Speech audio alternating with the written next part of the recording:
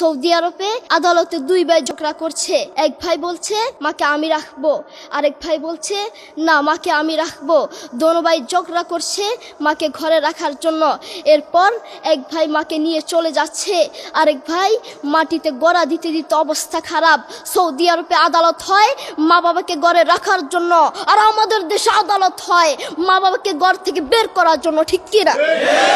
যুবক, তোমাকে বলছি, তোমার বন্ধু তোমার আপন নয়, তোমার বউ তোমার আপন নয়, তোমার শ্বশুর শাশুড়ি তোমার আপন নয়। এই পৃথিবীর বুকে আপন হলো তোমার মা এবং তোমার বাবা। ছেলে বিদেশ থেকে এসে শ্বশুর বাড়িতে গিয়েছে, তারা তাকে উল্টাপাল্টা বুঝিয়েছে। এখন বাড়িতে এসে সে বলছে মা তুমি আমার টাকায় খাও, আমার ঘরে থাকো, আবার আমার বউকে পিটাও। এই কথা শোনার পরে মা বাথরুমে গিয়ে আধা ঘন্টা কাঁদতে লাগলেন। কেঁদে অজু করে নামাজে দাঁড়ালেন। নামাজ পড়ে আল্লাহর কাছে বলতে লাগলেন, আল্লাহ তুমি আমার ছেলের উপর রাগ করিও না, ও ভুল করেছে, তুমি আমার ছেলের উপর রাগ করিও না, আমি আমার ছেলেকে বুঝাবো।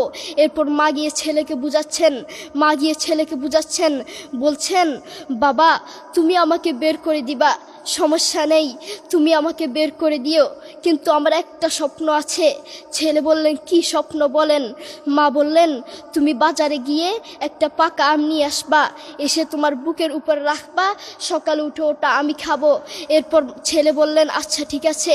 ছেলে বাজারে গিয়ে একটা পাকা আম নিয়ে আসলো, এসে বুকের উপরে রাখলো। 5 মিনিট না যেতেই সেই আম পিঠের নিচে পড়ে চ্যাপ্টা হয়ে গিয়েছে। এরপর ছেলে মাকে বললেন মা তুমি কি সকালে উঠে আমটা খাবে?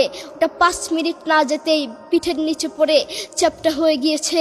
এরপর মা চোখের পানি ছেড়ে বলল বাবা আমি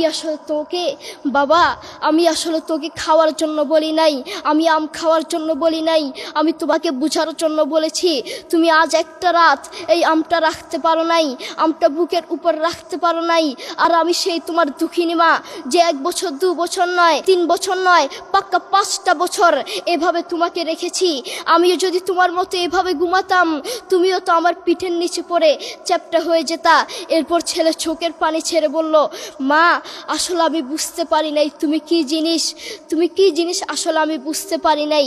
করোনা আসার পরে প্রমাণ করে দিয়েছে কে আপন।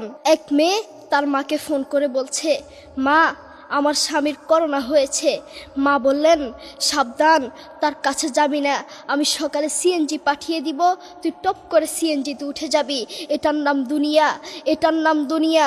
করোনা হওয়ার পরে বন্ধুর কাছে যায় নাই, করোনা হওয়ার পরে শ্বশুর শাশুড়ির কাছে যায় নাই, করোনা হওয়ার পরে স্বামী স্ত্রীর কাছে যায় নাই, কিন্তু করোনা হওয়ার পরে এখনো ইতিহাস আছে মা তার ছেলেকে গিয়ে চুমু খেয়েছে। করোনা হওয়ার পরে এখনো ইতিহাস আছে বাবা তার ছেলেকে কাঁধে নিয়ে হাসপাতালে গিয়েছে, ঠিক কিনা? যুবক, তুমি তোমার মাকে তুমি ঘর থেকে বের করছো, তুমি তোমার মাকে বৃদ্ধাশ্রমে পাঠাচ্ছ, তুমি তোমার মাকে হত্যা করছো, তুমি তোমার মাকে জবাই করছো। তোমার মতো নাফরমান এই বাংলার জমিনে আরেকটাও হতে পারে না, ঠিক কিনা? যুবক, তোমাকে বলছি, তুমি জানো তোমার মা কি জিনিস? তুমি ছোট ছিলে তো বুঝতা না। যেই মা তোমার জন্য সারাটা জীবন কষ্ট করেছেন, মাথার গাম পায়ে ফেলেছেন, সেই মাকে তুমি ঘর থেকে বের করে দিয়েছ, সেই মাকে তুমি বৃদ্ধাশ্রমে পাঠাচ্ছ। তুমি জানো তোমার মা কি জিনিস? তুমি খোঁজ নিয়ে দেখো, তোমার মা কিছু খেতে লাগলে তোমাকে ছাড়া খেত না, অল্প একটু খেত, আর সব তোমার জন্য রেখে দিত। আর তোমার বাপ হোটেলে গিয়ে শুধু অল্প একটু ডাল ভাত খেত, আর তোমার জন্য সব রেখে দিত। তোমার মার তোমার প্রতি এত মায়া, তোমার বাবার তোমার প্রতি এত মায়া, সেই বাবাকে তুমি ঘর থেকে বের করছো, সেই মাকে তুমি ঘর থেকে বের করছো, বৃদ্ধাশ্রমে পাঠাচ্ছ। তোমাকে আল্লাহর সামনে আসামির কাঠগড়ায় দাঁড়াতে হবে।